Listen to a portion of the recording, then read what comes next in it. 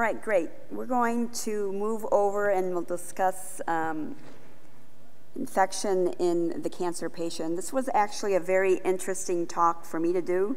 As I performed and worked through it, I learned very much of the pathogenesis in cancer patients. So we're going to talk about the typical infections that we see in cancer patients, and we'll talk about the risk factors in these patients, particularly in patients with hematologic, the leukemia patients, and patients with solid malignancies. We'll talk about their imaging appearances of each of the infections, and we'll talk about some of their complications.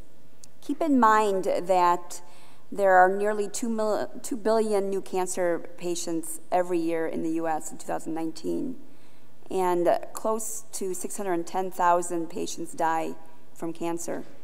And there are two types of malignancies, if you put it in the general category, and that's hematologic cancers, most commonly large B-cell lymphoma and chronic lymphocytic leukemia. And in the solid malignancies, the number ones are the most common in terms of these numbers is prostate, colon, rectum, and urinary bladder in the abdomen and pelvis. And infections are the most common complications of all these malignancies. So we'll talk about what are the risk factors in these patients, particularly in abdominal infections in these cancer patients. By far, chemotherapy and neutropenia, disruption of the anatomic barriers, which happens with these agents, immunosuppressions also with that. And then in the solid organ malignancies, obstruction due to tumor progression leads to superimposed infection, and surgical procedures with complications from catheters or from tumor resections, and then a little bit at the very end about radiation. So just keep in mind what chemotherapy does. Chemotherapy is a direct attack on growing cells, these mitotically active cells, the tumor cells, and the GI epithelium. And because of the GI epithelium being attacked, it causes severe injury, particularly allowing the mucosal barrier to go away. So that's the barrier that protects the gut and protects the abdomen from having infection. And that disruption allows for bugs to translocate from the intestine through the mucosa into the abdominal cavity. So you have to keep that in mind. Just chemotherapy in itself allows that mucosal barrier to disappear and allows for bugs and bacteria to translocate from the gut into the abdominal cavity.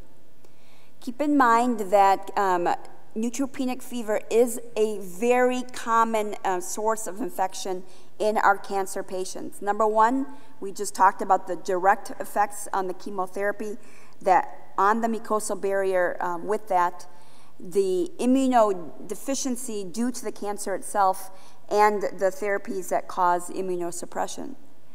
Now remember, our neutrophils are the primary defense of all infections in the abdomen, or actually all infections. So you want neutrophils. So when you are causing neutropenia, you lose that primary defense against infection.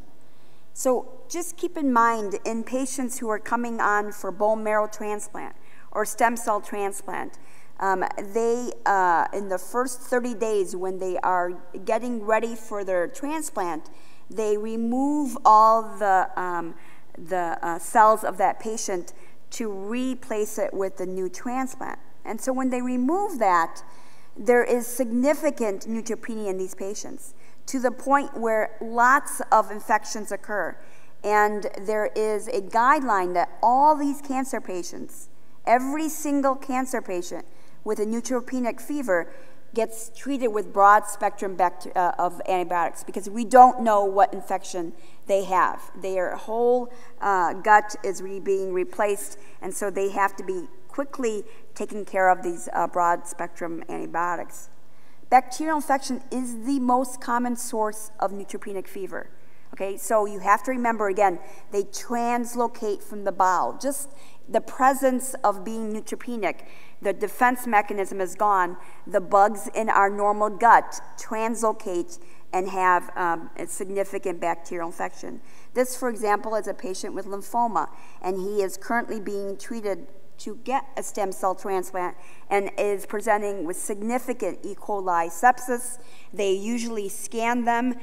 They bring you to radiology of these patients, and they want you to rule out abscess, rule out a source of infection, and really, if you just keep in mind, it's the translocation of their gut of these bugs, particularly E. coli and streptococcus in our bugs in our typical epithelium. On CT, you will see diffuse mural edema, mesenteric inflammation, even frank perforation from the frank infection that occurs in these patients. I'm not sure what just happened. All right, so typhlitis, we are familiar with typhlitis. Typhlitis, typhal means the cecum in Greek, okay? So it means cecal inflammation, or in the better term right now is we call it neutropenic enterocolitis, because it particularly likes the right colon. Why does it like the right colon? Well, people believe because it's quite floppy and there is end supply to the cecum, and that allows not a good blood flow to that cecum that can cause superimposed infection. It is the most common in patients after leukemia, and particularly in the preparation for the stem cell transplant when they remove the cells of the patient. That is the source in the first 30 days of preparation. Here's a patient who is 22 days in preparation for the stem cell transplant with acute leukemia with diffuse neutropenic sepsis. And it's not clear on what is the source of this typhlitis. People believe it is a combination of the cytotoxic drugs to that colon, as well as the neutropenia, as well as even some leukemic infiltrates in that right colon.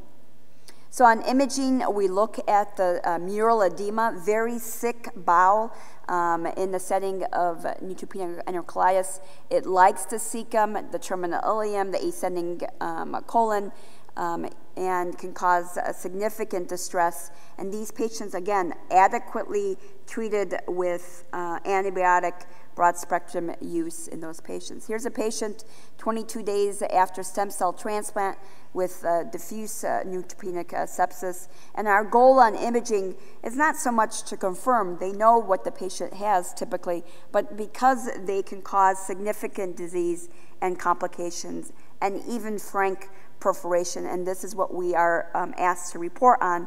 Is there pneumatosis? Is there perforation in a patient with neutropenic colitis? Here's a patient, 19-year-old, large B-cell lymphoma, being treated, and you can see hypotensive because of the frank perforation from typhlitis. Another thing that you may come across is bugs that reactivate in our system. It is something that we also seen in hematologic patients in the first 30 days of their treatment. And what happens with CMV, it causes a vasculitis. It looks like small bowel ischemia. It causes a mural diffuse inflammation to that bowel. Can be small bowel, can be colon, and can actually result in significant disease and actually death. This is a patient actually who died with diffuse CMV enterocolitis. You could see the vasculitis component of the bowel where it's diffuse mural edema due to this ongoing infection. Pseudomembranous colitis, we are very familiar with pseudomembranous colitis in our other type of patients with antibiotic-related therapies. Keep in mind, it's not called Clostridium difficile anymore. It's Clostridioides. It's a bigger group of bugs now associated with, now the better term is antibiotic-associated colitis. And it is, again, remember these patients who are going for stem cell transplant. They are removing their neutrophils, become significant neutropenic, and they're giving them antibiotic. Remember, broad-spectrum antibiotics. So they are at risk of having pseudomembranous colitis. So you will see pseudomembranous colitis in your cancer patients, in particularly people who are being in the preparation or in their stem cell transplant recipients. It's very difficult sometimes to see neutropenic colitis. Sometimes C. difficile or pseudomembranous colitis can only be segmental, and sometimes you have to say tiflitis or pseudomembranous colitis, and they should treat them accordingly to that. You could see the diffuse mural edema. This is a patient with large B-cell lymphoma showing significant pancolitis, diffuse mural edema, and very ugly colonoscopy in these patients. And if they survive this disease and inflammation, they usually will do fine after their stem cell transplant. The incidence, about 20% of patients in the neutropenic thing, and you could see that these dead guts are replaced by these pseudomembrane on a colonoscopy. This is a young patient, 16 days after stem cell transplant. You could see the diffuse mural edema involving the entire colon. It's actually very pretty on imaging, but these patients are quite sick, particularly in that neutropenic population. Keep in mind, you may see some other types of infections in your patients who are immunocompromised. Thankfully, esophageal candidiasis is usually not a systemic component. They're many times associated with oral thrush in those patients. They do scan them on endoscopy, and what you see on esophagram is the plaque-like linear filling defects in the esophagus in association with the mural edema. When you think about candidiasis, most radiologists want to say shaggy and ulcerations, and that's not in your cancer patients.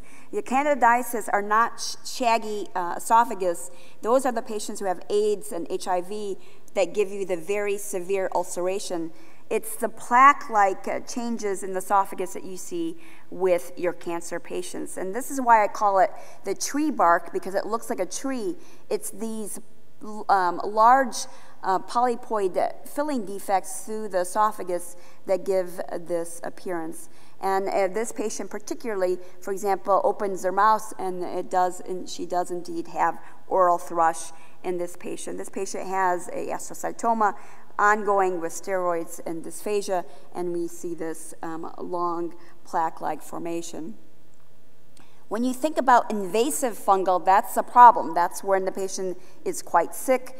It's either primary or secondary fungal infections, and these patients are quite sick. They're neutropenic. Many of them have superimposed infection with just their catheters and their antibiotics. Primary is what you think about in patients who have systemic disease. They usually start in the lungs and have primary immunosuppression, and becomes quite problematic in these patients from a primary fungal reactivation in these patients. The less virulent, but we see these many times in diffuse involvement, is mucor or aspergillosis or candidiasis, diffusely involving the systemic group. And it can be quite problematic involving all systems. In the abdomen, we typically will see disseminated candidiasis in our neutropenic patients, and particularly, again, those patients with stem cell transplant. And it can cause significant targetoid lesions within the liver, kidneys, and spleen. On ultrasound, we look at these areas of hypoechogenicity, target appearance, and on imaging, very tiny microabscesses on CT can involve the liver, the spleen, kidneys, and multiple other organs. And this is a young patient, again, with acute myelogenous leukemia with severe neutropenia. Another patient with disseminated candidiasis, this one after induction therapy with severe neutropenia, showing these tiny microabscesses within the liver and spleen. Other types of disseminated fungal infection, these are not easy infection. This actually patient died with angioinvasive aspergillosis involving multiple systems, the lung and the spleen. In this case, a significant abscess formation because of the liquefaction from the angioinvasive aspergillomas. Here's another patient with a significant disease. This is mucor. Mucor is believed to be in the mold family, but we do see it in our leukemic patients. You might see them in other types of immunosuppressed patients, HIV or organ transplant.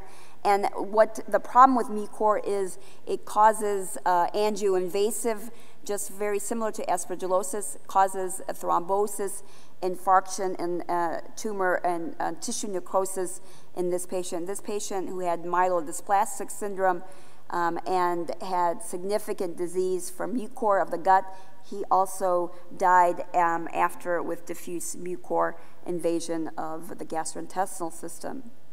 Another young patient with diffuse mucor that was gas forming. This patient also died of invasive fungal infection.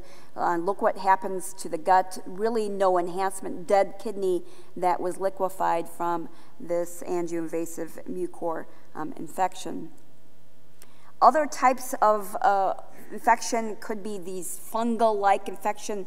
Clostridia likes cancer patients, and you might see Clostridia superimposed infection on multiple patients. Here are 3 different patients with diffuse gas-forming infection from diffuse Clostridial infection. We'll move on to solid malignancies. It is the infections are the most common complications in these patients, but keep in mind the solid malignancy patients are typically not that immunocompromised. So they don't have long-standing neutropenia like our leukemia patients or our stem cell patients. Sure, they get neutropenia, but a short time they give them some reactivation of the neutrophil drugs, and they usually respond into this with this treatment. But the ones what we want to think about is the patients who get obstructed with these cancers, and these obstructions allow for superseding and superinfection to their obstruction. So in our patients who have uropathy, a obstruction, tumoral obstruction, get superimposed pyelonephrosis. Our biliary obstruction get cholangitis, and it can get spontaneous bacterial peritonitis in these patients. Keep in mind, many of these patients have indwelling catheters, ureteral stents, or even biliary stents that can get superimposed infected when they have tumoral obstruction or invasion of their stents that allow seeding and bugs to ensue. So these, I put them in different types of obstruction. Bowel obstruction can allow for superimposed infection and perforation. Our hepatobiliary obstruction allows for cholangitis. And your ureteral obstruction, you think about having a superimposed pyelonephrosis and abscess formation. And then our vascular obstruction, when you have venous invasion, etc., allows for sepsis to ensue from venous thrombosis. This is what we don't like to see, but we see it often enough. What happens when we see a large tumor burden in the pelvis that obstructs the ureter? Okay, so it's important to say, yes, the large tumor in the abdomen may be causing significant pain and vascular invasion, but also obstructs the ureter that is at risk for having sepsis and urosepsis, and unfortunately it can cause significant disease. This is a Ewing sarcoma in this young patient that's obstructing the kidney. And this is a big problem in obstructive uropathy in these patients, and we see it often too much, where you see lymphatic or lymphoma that causes urosepsis or even stent occlusion, where allows for superimposed infection to it. And when you see stents in place and you have persistent hydro, you need to ensue and maybe talk to the physician to see if there is urinary tract infection or sepsis in these patients, as the stents may have to be replaced in these patients. Here's a patient who has endometrial carcinoma recurrence that's causing significant urosepsis, and this patient presented acutely. And yes, we might say there is hydronephrosis, but you put it together from their clinical presentation, and this is a urologic procedure that needs to occur quite urgently. So something that I want to talk about, it was talked a little bit about prostatitis in the setting of infection, but what happens is the prostate is a very good seed for bugs in your cancer patients. And I've been collecting many of these patients over time, and this one, you could, for example, you see the peripheral enhancement, but sometimes you only see an area of low density in these patients. This patient actually has cholangiocarcinoma being treated with chemotherapy, and you see what happens with the bugs that can ensue and get superimposed infection. And many of the hematology or oncologists are not examining the patient, but the patient, when you call them and you ask them, the patients will say they have rectal pain or pelvic pain, even though that their tumor is above, for example, in this patient with cholangiocarcinoma. It is a harbor for bugs to keep in your mind when you are evaluating these patients who come for follow-up evaluation. We often see this in patients who have large tumors in the hepatobiliary tract. There is a superimposed infection because of the obstruction and the bugs that can ensue with cholangitis, and can have microabscesses and peribiliary abscesses in these patients. This is a large pancreatic carcinoma presenting, and you could see what happens if it's not drained adequately. You can see the biliary sepsis and the cholangitis that can occur in this. The features that we see in imaging is the microabscesses or even frank abscesses from patients who have a supportive cholangitis. But look what happens on the arterial phase acquisition. The liver responds with this hyperemia that occurs due to the staining of the parenchyma from the cholangitis and from the abscesses that occur in the perisinus space. Most of the time it's E. coli, but Klebsiella is a bug that likes, again, all gram-negative in the majority of the infections that occur, Klebsiella, E. coli, etc. You may actually see gas within the collecting system, but if you just see the peribiliary abscesses, what happens if the bile ducts have pus in it a long time? It will eventually necrose and have biliary necrosis and peribiliary abscesses. Again, keep in mind septicemia, gram-negative rods in about 90% of these patients, and you want to keep in mind your stent occlusions. Here's a patient who has a biliary stent and a tumor in the left cholangiocarcinoma, and what happens is that stent, for example, it basically displaced that biliary duct to segment 8. It was excluded, and you could see the biliary abscesses that exude from that stent occlusion. Here's unfortunately, a young woman with metastatic cervical carcinoma. You can see the extensive disease in her retroperitoneum, but she presented not from the tumor, but she presented with sepsis, biliary sepsis due to the obliteration of that duct with superimposed infection to the liver. One thing that does occur in these cancer patients, keep in mind the medical devices, all the catheters, their PICC lines, their portacatheters are at risk of getting superimposed infection to it, your percutaneous or your ureteral stents, and in your patients with prosthetic devices where you can get superimposed musculoskeletal infections. This is an unfortunate patient with glioblastoma, had a G-tube placement. Unfortunately, the G-tube was placed in the liver, and the patient was fed for 3 weeks, and you could see the frank abscesses within the liver from these medical devices. And of course, the patient had a GBM, was not responsive, and was not able to tell them what was going on in these patients. Some things we do see complications from surgical procedures that also is at risk for infection. You see bowel leaks, you see patients with metastectomies from liver mets resection can have abscess formation. Keep in mind that after surgery they are put back on their chemotherapy agents, and so they are also at risk of infection even in the area that's being healed from surgical procedure. You might see a leak. We see these not uncommonly, low anterior resections where there is a rectal carcinoma that has a perforation and leak, and you can see that this can be also a big problem in terms of treatment with then subsequent drainage and delay in their adjuvant chemotherapy following these procedures.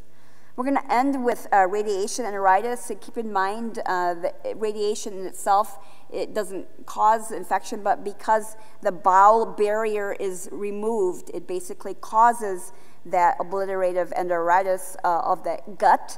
So the barrier is removed, and if the patient is on neoadjuvant chemotherapy with that, it also allows for bugs to ensue.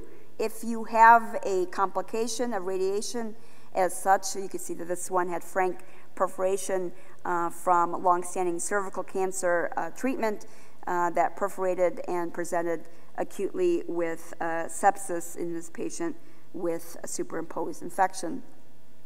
But in the acute phase, this is what you're trying to preserve this gut. So in the acute radiation changes, when you're dealing with pelvic radiation, you will lose that barrier and present acutely with a mural stratification. And this is considered a small vessel ischemia, if you will, because it causes end arteritis to that vessels, and they should be also taken care of the same as you would as small vessel ischemia. So the patient is brought into the hospital, put on bowel rest, no food, even some some antibiotic therapy to rest that bowel, because if it's not rested, that can allow for perforation from the changes of radiation. So it was a long, in terms of conclusion, we did talk about several of these sources of infection in the cancer patient, and we'll take questions now. Thank you for your time.